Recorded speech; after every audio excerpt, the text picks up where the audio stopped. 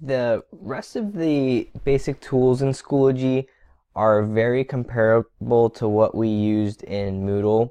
So for the purpose of this beginning activity, I'm just going to give a brief review of what these different options are.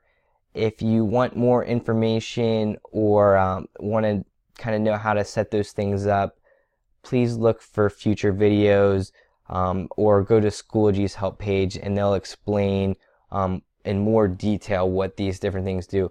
But honestly, these are very intuitive. When you look at the options when you're trying to set them up, they're very self-explanatory and will help you build these more in the future. Right now, what we really want you to focus on is what tools you're thinking about using. All right. The assignment tool is the next one on this drop-down list. Basically, the assignment tool would allow a student to either create a response to something within Schoology or upload a document, whether it was from their computer or from OneDrive. Okay, so assignments basically just the kids doing something and submitting it. The test or quiz feature allows you to build in a variety of test questions that you can use to get feedback.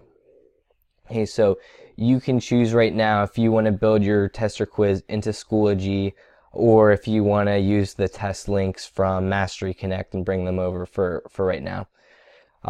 The next one is they have it categorized, but what I want to clarify is when you click to add this either file, link, or external tool, as you can see, it's going to basically ask you which of these you want to do. Okay, right now we're not going to focus on external tools. This would be something that once you get your feet wet with Schoology that you can build into it. But if you wanted to upload a file that would just show up in a list, or if you wanted to post a link that would show up in the list, then you could quickly either choose the file or choose the link that you'd want to have show up. And then basically, whenever you add something, it's just going to show up down the row, and you can kind of drag and drop and reorganize it as you want then.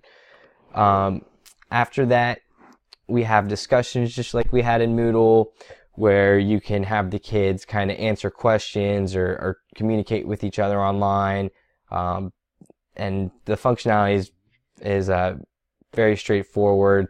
Like I said, we'll go into more in depth with some of these things later. You can add a page, which would basically just be a page that shows information. There's nothing for the kids to submit or anything, but it would just be a way to put directions or anything on there that they would be able to see. A media album is basically just an album that has pictures and different things that the kids might use for when they're looking for things through a course. And adding a package isn't something that you'll necessarily need to do right now, but potentially if you do any authoring for like e-learning and have any specific programs or anything, you would potentially add a package to it. You're importing from resources. This would be if you have anything saved to your resources. So this would be more futuristic once you've actually built stuff in Schoology.